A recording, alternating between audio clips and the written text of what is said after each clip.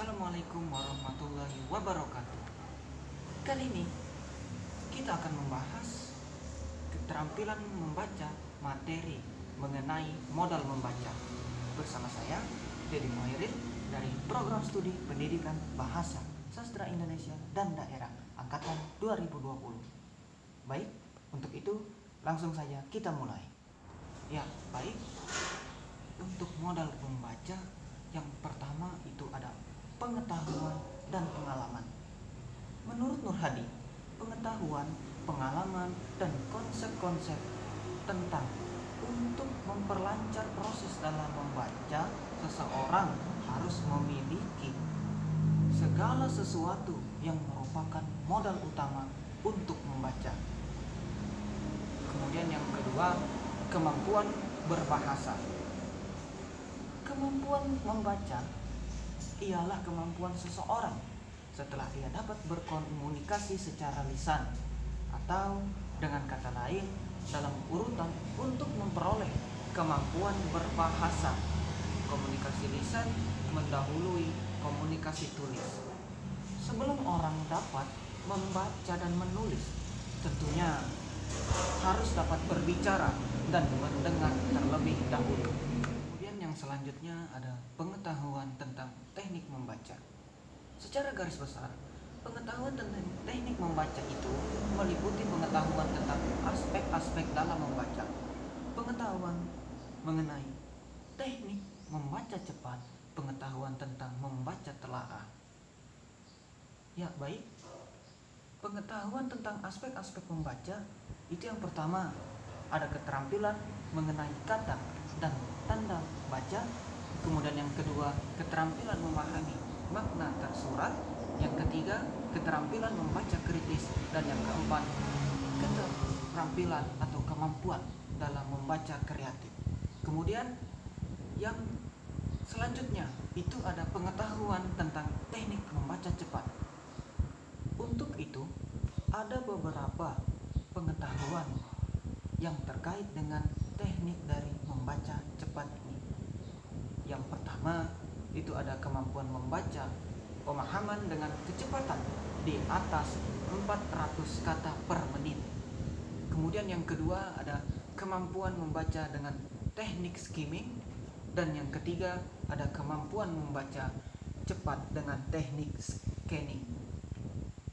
Kemudian yang selanjutnya itu ada pengetahuan tentang membaca telaah. Yang pertama ada metode SQ3R, yang kedua metode PQRST, yang ketiga metode PQ3R. Dari metode membaca ini ada pula tujuan dari membaca. Tujuan membaca dianggap juga sebagai modal dalam membaca.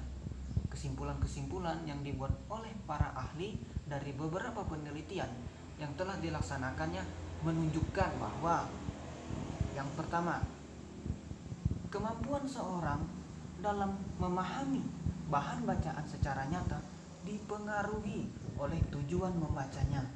Kemudian yang kedua, gerakan bola mata pada saat membaca berubah kecepatannya sejalan dengan perubahan tujuan membacanya.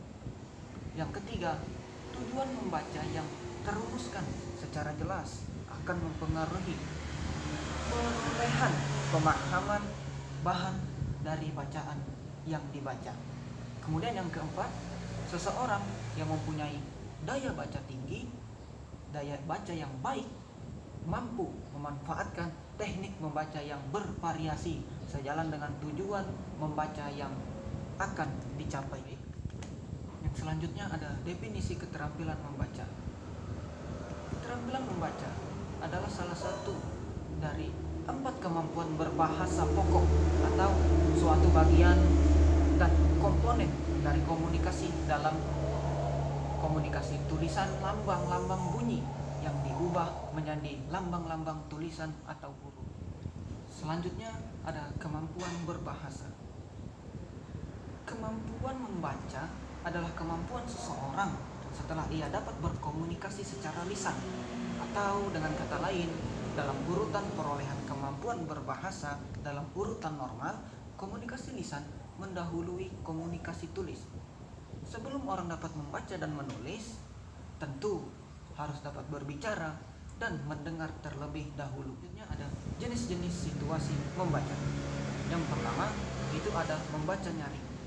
Membaca nyaring merupakan proses untuk mengkomunikasikan isi bacaan dengan nyaring kepada orang lain. Kemudian yang kedua ada membaca ekstensif dan membaca intensif. Membaca ekstensif merupakan membaca yang dilakukan secara luas.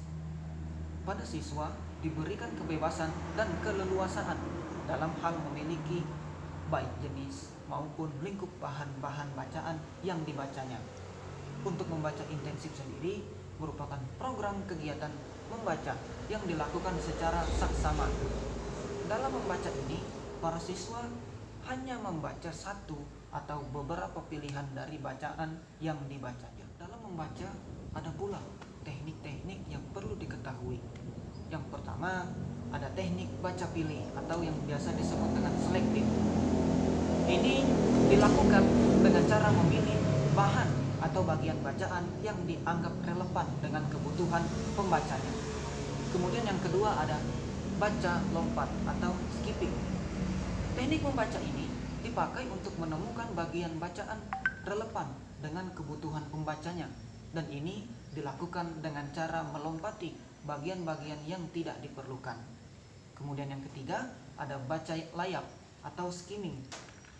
Teknik membaca ini adalah membaca dengan cepat untuk mengetahui isi umum atau bagian dari suatu bacaan. Ia juga menyebutkan bahwa skimming bacaan adalah mencari hal-hal penting dari sebuah bacaan, yaitu ide pokok dan detail yang penting.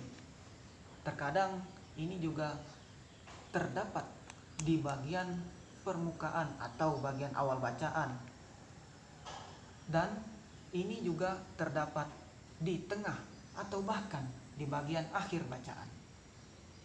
Kemudian yang keempat ada baca tatap atau scanning. Jenis membaca ini adalah jenis membaca yang sangat cepat. Sudarso menyebutkan bahwa scanning adalah sebuah teknik membaca untuk mendapatkan suatu informasi tanpa membaca yang lain. Selain membaca skimming dan scanning, ada pula teknik membaca yang dikenal dengan istilah bottom up dan top down. Seorang pembaca memiliki tipe-tipe juga. Untuk seorang pembaca yang memiliki tipe yang tidak efisien, diantaranya yaitu yang pertama, membaca dengan memfokalkan apa yang dibacanya. Kemudian yang kedua, membaca sambil bergerak. Yang ketiga, membaca sambil tiduran atau berbaring. Kemudian yang keempat, membaca secara tidak konsentrasi. Namun, ada beberapa masalah dan hambatan yang umum terjadi pada setiap orang saat membaca. Yang pertama, rendahnya tingkat kecepatan membaca. Kemudian yang kedua, minimnya pemahaman yang diperoleh dari membaca. Yang ketiga, kurangnya minat baca dari seorang pembaca. Kesimpulannya adalah membaca merupakan salah satu dari 4 kemampuan berbahasa pokok dan suatu bagian atau komponen dari komunikasi tulisan. Membaca juga dapat diartikan sebagai jenis kemampuan manusia sebagai produk belajar dari lingkungan dan bukan kemampuan yang bersifat instingtif atau naluri yang dibawa sejak lahir. Jadi, semakin banyak dan semakin sering seseorang melakukan membaca, maka semakin kaya pula ia akan pengetahuan dan pengalamannya, yang berarti semakin banyak pula modal yang dimilikinya untuk membaca. Baik, demikian yang dapat saya sampaikan. Kurang lebihnya saya mohon maaf bila ada salah tutur dan pengucapan kata. Sekian dari saya. Wassalamualaikum warahmatullahi wabarakatuh.